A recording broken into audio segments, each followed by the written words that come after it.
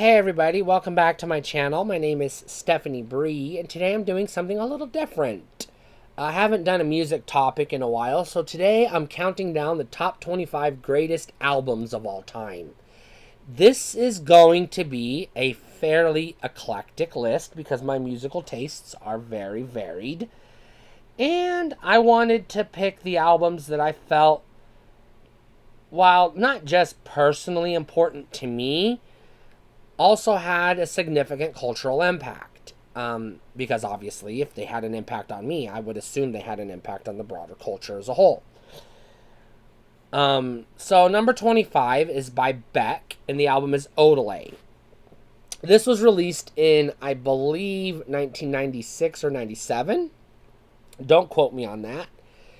This is Beck's second or third album, following Mellow Gold, but I don't know if he had one before Mellow Gold, so don't quote me on that. Odelay is essentially his crowning achievement. This is the best that Beck was ever going to get and ever will be. This was him at his best. If you don't know who Beck is, he's a alternative slash rock slash folk slash funk slash pop singer, question mark. But we just lump it all together and say he's a 90s alternative act, you know. The standout tracks that you're going to recognize from Odelay would be The New Pollution and Where It's At, or also The Devil's Haircut. Devil's Haircut is a good one as well, but the whole fucking album is brilliant. Number 24 is by a rapper by the name of Nas, and this album is called Stillmatic. Now, his most highly acclaimed album is Illmatic. Stillmatic is the follow-up to that, although not a direct follow-up, because I believe it was Illmatic, Nostradamus, and then Stillmatic, but don't quote me on that. I had all of his albums back in the day, and I think that's the order they came out. Don't get me wrong, Illmatic is pretty damn good too, but Stillmatic runs away for two tracks. The first track that is a runaway hit is One Mic. One Mic is basically Nas bearing his soul. And then the other standout track is Ether, which literally starts off with gunshots and Nas saying fuck Jay-Z. So he's taking shots at Jay-Z, Sean Carter. And I'm all for that.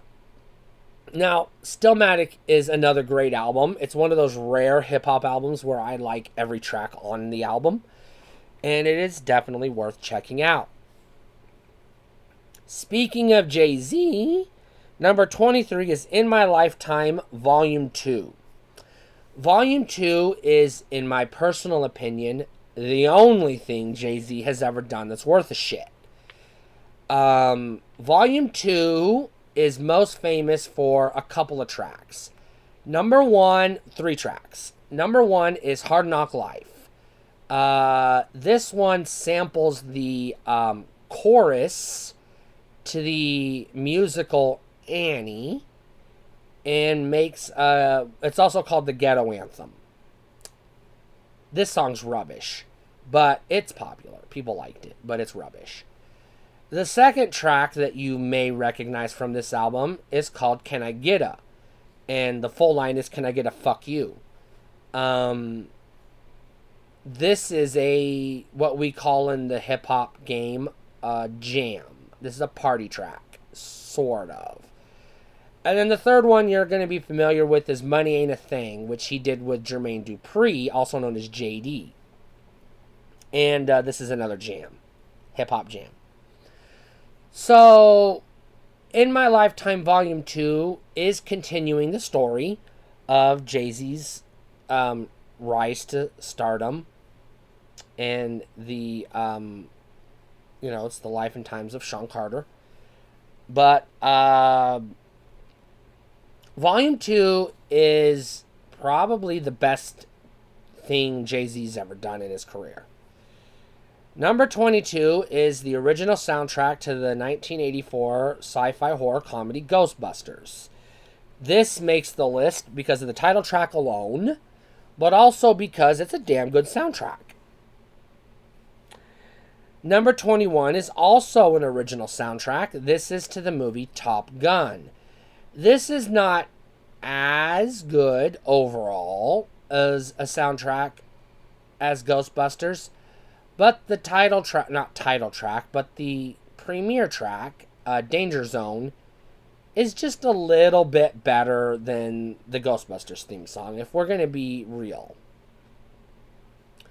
Going one step further, we have another original soundtrack, and this is to the movie Footloose. Again, Footloose as a whole is kind of a crummy soundtrack, but to be fair, it's a crummy movie, so what did you expect? However, the title track, Footloose, is a jammin' fucking song. Number 19 is by Eminem himself, Marshall Mathers. This is his debut commercial album because he had some underground works that we don't count. This is called the Slim Shady LP. This is the one that he was produced by Dr. Dre when he joined Aftermath Records. The Slim Shady LP is chock full of Eminem goodies. Again, the most prominent tracks are going to be My Name Is, which was the first single from the album, and Guilty Conscience, which is the one he did featuring Dr. Dre. Personally, I identify with the track Brain Damage more than any of them, and the rest of the album is pretty rock solid as well. As good as the Slim Shady LP is, consider it a rough cut of number 18, the Marshall Mathers LP, which is Eminem perfected.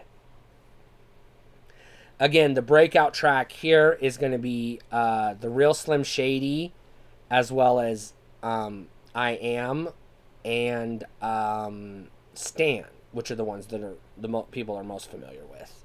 But the whole album's fucking good. This is another one where you put it on, hit play, and let it go. You don't skip any tracks on this album. Number 17, I cannot say that. There are tracks that you're going to skip. However, the tracks you're going to listen to individually by themselves are on a whole nother level of what you'll find on Marshall Mathers as a whole. And this is The Chronic 2001 by Dr. Dre. This is right at the transition phase where G-Funk was morphing into what we consider today modern gangster rap. So this album is not pure G-Funk at its core, but it does have trace elements of G-Funk still left over. The Chronic 2001 has a few mega hits, like Forgot About Dre, again with Eminem. It has The Watcher. It has The Next Episode with Nate Dogg. And it has, what are the other tracks? Oh my god, just so many fucking tracks. I can't even think of them all off the top of my head. Still DRE, that's the one I was trying to think of, with Snoop Dogg. And it's a damn good fucking album. Number 16, I'm going to say, is not personally more enjoyable than number 17 by me, or I would say anybody, because it's not, chronologically speaking, a better album, but it's more important to the history of music. And its number 16 is NWA, which I will not say the name of the band, Straight Outta Compton. This one, the breakout track, is obviously Fuck the Police, which is the crowning achievement of this album. But the rest of the album is, serviceable. I'm not going to say great, but serviceable. This is proto G-Funk. We're not there yet, but you can see the beginnings of what would become G-Funk. Number 15 is debatable on if it's G-Funk or not. Obviously, there's going to be a lot of gangster rap on this list. Number 15 on the greatest albums of all time is Ghetto Dope by Master P. It's also known as Ghetto D. Ghetto D is it's basically a love letter to drug dealers, for lack of a better word. And it just, depicts that lifestyle in a believable manner. Number 14 is by Coolio, and this one is called Gangsta's Paradise. And this is his sophomore album. His debut album was It Takes a Thief, which is a good album, don't get me wrong, but not as solid as Gangsta's Paradise. Now, Gangsta's Paradise is not an album you're going to hit play and let it go. You're going to skip around, but you only need one track from Gangsta's Paradise, and that is literally the title track, Gangsta's Paradise. That one track alone, makes this album worthy of being on this list. Number 13, I cheated, and the reason I cheated is because I couldn't really pick which one's the best one, and I cheated because I needed an album in the 13th spot, and I couldn't think of another one, so I put Jock Jams. But this isn't Jock Jams Volume 1, this is the whole Jock Jams. This is all of them, the whole line of Jock Jams. I've already done videos on how much I love Jock Jams. Jock Jams was my fucking childhood. This was my teen years. I owned all 6 of them. I listened to them all day long. I have them to this day. So, yes, Jock Jams definitely makes the list. Number 12 is the first... Well, we had a couple of soundtracks and we had Odelay, but this is the first one I would classify as a rock album. And this is a rock album that, in my opinion, transcends rock. Now, it is not rock and roll, and it is not hard rock, and it is not grunge or alternative or any subgenre of the traditionally recognized rock family. It's a punk rock album in the ska family, and it's by the band No Doubt, and it's called Tragic Kingdom. Tragic Kingdom is the definitive ska album. And this is the one ska album out of all of them that has any legit artistic merit, in my opinion. Again, you've got Sunday Morning, you've got Don't Speak, you've got Spiderwebs, you've got I'm Just a Girl, you've got the title track, Tragic Kingdom. Rock solid album from start to finish. Number 11 is where I'm going to lose some people, but I don't care because this is my list. Number 11 makes the list because 1, I love this album, and 2, cultural significance. This artist changed pop music forever, and I would argue for the better, and is still exceedingly important today, to this very day. This is by Britney Spears. It's her debut album, Baby One More Time. You owned this CD. I owned this CD. We all owned this CD. Don't lie and tell me you didn't. Because I know goddamn good and well you did. Number 10 is an album that only makes the list because of one song. The rest of the album is pure fucking rubbish. Just don't... You could buy the single. But you want the album because of the artwork and its cultural, historical impact and in its importance in the history of music. But it's really only important because of one song. This is Nevermind by Nirvana. And you know the song. It Smells Like Teen Spirit. Literally the greatest rock song in the history of rock music. I've already done that video. You can't have the world's greatest rock song in the history of music on your album and that album not make the top 25 greatest albums of all time. It's just not scientifically possible. Number 9 is another kind of hip-hop album, kind of alternative album. It's by the Beastie Boys, which is an enigma in music because they're hard to define. This is the album Hello Nasty.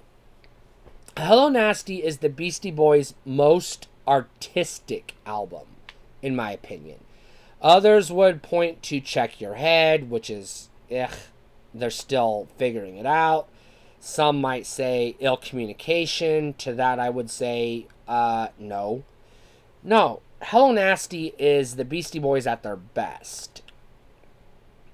And this is another one where you're going to hit play and let it go. It's got some weird stuff going on in this album. It's got some rock. It's got some pop. It's got some hip-hop. It's got some pure rap. It's got some old school turntable DJing.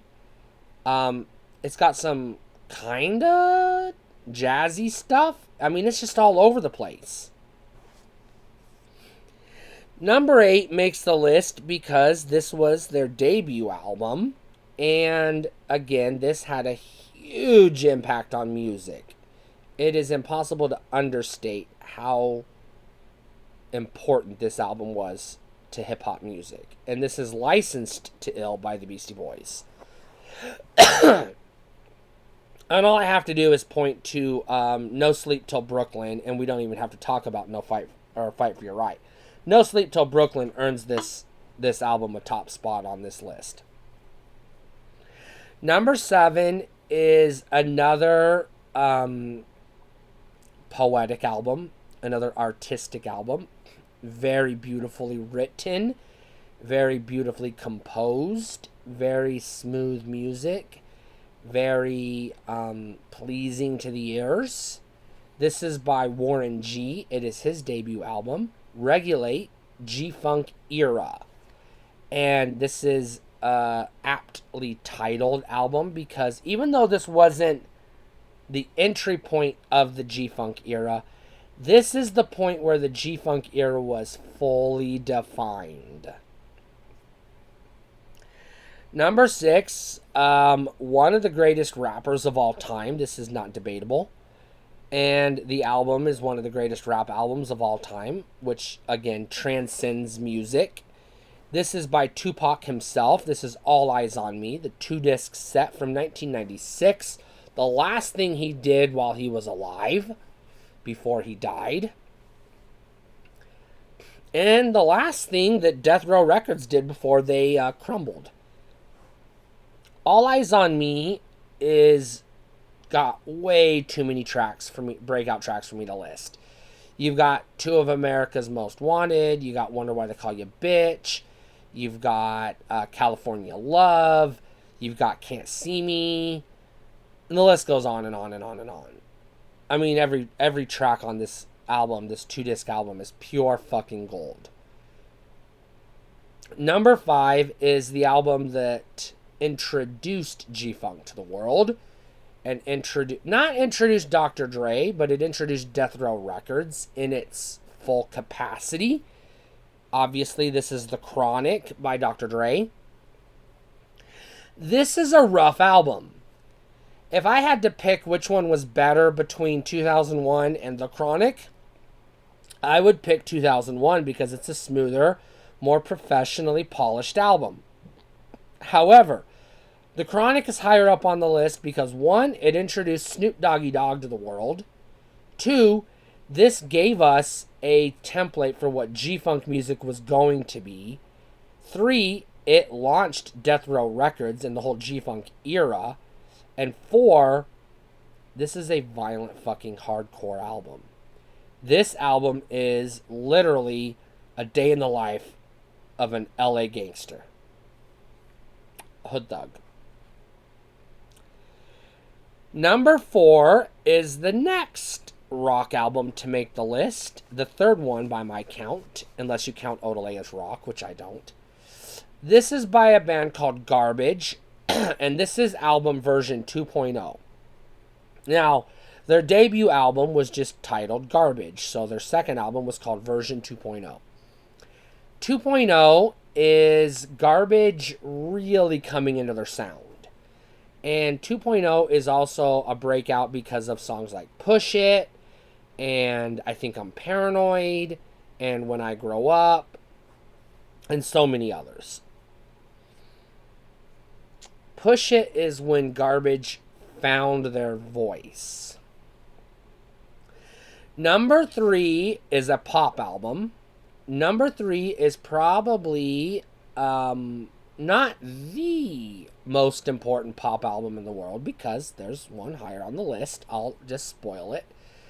But this is the most important female pop album of all time, for a lot of reasons, which I'm not going to get into here. I could do a whole retrospective on this album and the importance it has on pop culture and the significance it had on music culture, including the impact it had on MTV, etc. But I'm just going to say this is by Madonna. This is Like a Virgin. This is not her debut album. I believe it's her sophomore album. But this is her most important album she ever did, because this is when the world took Madonna seriously.